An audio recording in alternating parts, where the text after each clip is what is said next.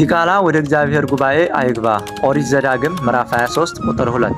ጸጋና ሰላም ይብዛላችሁ ክርስቲያኖች። ይህንን መልእክት ለሁሉም ሰው ሼር እያደረጋችሁ አድርሱ። የዛሬው ጥያቄ በኦሪት ዘዳግም ምዕራፍ 23 ቁጥር 2 ላይ ያለው የእግዚአብሔር ቃል ነው።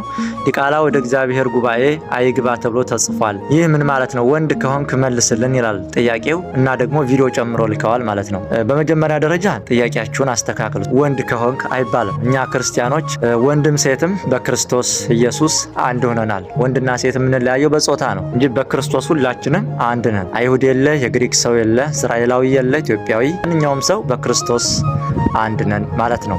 ነገር ግን ዛፍ ከፍሬው ይታወቃል እንዲል መጽሐፍ ከእናንተ ስለወጣ ይሄ ቃል ምንም አይደንቅም። እኛ ከዝንብ ማር ጠብቀን ስለማናውቅ ማለት ነው። ወደ መልሱ ስንመጣ ብዙ ጊዜ እንደተነጋገር ነው እንግዲህ የሙስሊም ኡስታዞች ሊቆጠር የማይችል ውሸት እንደሚዋሹ እናውቃለን። አላማቸው ብዙ ቢሆንም ነገር ግን የመጀመሪያው ዓላማቸው ላይቭ ላይ ተቀምጠው መጽሐፍ ቅዱስ ላይ ጥቅስ ይጠቅሳሉ፣ ወደ ገዛ ፍቃዳቸው ይተረጉሙታል።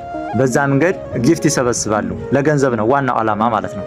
ሁለተኛው ደግሞ የኔ ቢጤዎች በሃይማኖታቸው ጠንካራ ያልሆኑትን ስለ መጽሐፍ ቅዱስ ዕውቀት የሌላቸውን ሰዎች ወደ ጥርጥር ወደማይሆን መንገድ ለማስገባት ነው እንጂ እነሱ ሰብከው ሰውን መውሰድ አይችሉም። ምክንያቱም እስከ ዛሬ ድረስ አንድም ሰው ተሰብኮ የሄደ ሰው የለም። ወይም በወንድ ምክንያት አንዲት ሴት ልትሄድ ትችላለች፣ ወይም በሴት ምክንያት አንድ ወንድ ሊሄድ ይችላል፣ ወይ ደግሞ በገንዘብ ምክንያት ሊሄድ ይችላል። ከዚህ ውጪ ክርስትና ይገባኛል ብሎ አንድ ሰው ከክርስትና ወጥቶ እስልምና ገብቶ ነው የሄድኩት የሚል አንድም ሰው አታገኙ። ላይቭ ላይ ይቀመጣሉ፣ መጽሐፍ ቅዱስ ላይ ጥቅስ ይጠቅሳሉ፣ በገዛ ፍቃዳቸው ይተረጉሙታል፣ ወደ ገዛ ስሜታቸው ማለት ነው። ጊፍት ይሰበስባሉ በዛ መንገድ እንጂ እነሱ ሰብከው አንድም ሰው መውሰድ አይችሉም። እና ወደ መልሱ ስንመጣ ኦሪት ዘዳግም ምዕራፍ 23 ቁጥር 2 ላይ ዲቃላ ወደ እግዚአብሔር ጉባኤ አይግባ የተባለው ለምንድን ነው ስንል እግዚአብሔር አምላክ ጋብቻን ሰርቷል። ጋብቻ ቅዱስ ነው። ጋብቻን የሰራ እግዚአብሔር ነው። አንድ ወንድና አንዲት ሴት፣ ሴቷ ለአቅመ ሔዋን ስትደርስ ወንዱ ለአቅመ አዳም ሲደርስ ይጋባሉ። በመካከላቸው መንፈስ ቅዱስ ይገባል። ትዳራቸውን እግዚአብሔር ይመራል። ከዚህ ውጭ እግዚአብሔር በማይወደው መንገድ አንድ ወንድና አንዲት ሴት ተገናኝተው የሚመጣው ልጅ እና እዚህ ላይ እያወገዘ ያለው ጥቅሱ የተወለደውን ልጅ አይደለም። ልጁ ዕዳ የለበትም። ምክንያቱም ራሱ በዚህ መንገድ ነው መወለድ እንፈልገው ብሎ አልተወለደም። እና እዚህ ላይ እግዚአብሔር እየተናገረ ያለው እያወገዘ ያለው ልጁን ሳይሆን ድርጊቱን ነው ማለት ነው። ይህ ቃል ሁል ጊዜ በምኩራባቸው ይነበባል። በምኩራባቸው በጉባኤያቸው ይነበባል። ይህንን ቃል ሲሰሙ ወንዱም ወደ ዝሙት ልሂድ አይልም፣ ሴቷም ወደ ዝሙት ልሂድ አትልም። ለምን?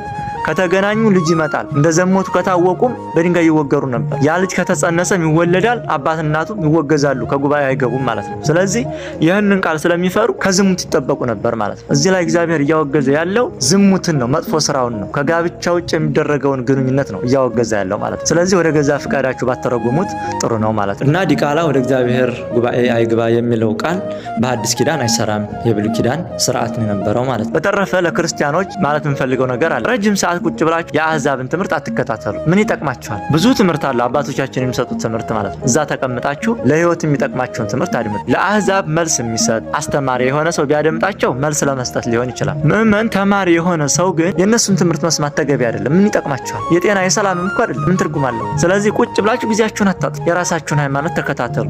ሃይማኖታችሁን ወቁ። ሃይማኖታችሁን ተማሩ። እነሱ ግን ሰውን ለማሳትና በላይፍ ጊፍት ለመሰብሰብ ስለሆነ እዛ የሚቀመጡት፣ እናንተም የነሱ ተመልካች የወንጀላቸው ተባባሪ አትሁኑ። ምን ያደርግላችኋል? ስለዚህ እዚህ ላይ ዲቃላ ወደ እግዚአብሔር ጉባኤ አይግባ የተባለው ድርጊቱን ለማውገዝ ነው። ጥያቄያችሁ ምን ጊዜም ቢሆን ከዝሙት ጋር የተያያዘ ነው። ከሴትና ከወንድ አይወጣም። እና ይህንን ይመስላል። ሰላማችሁ ይብዛ።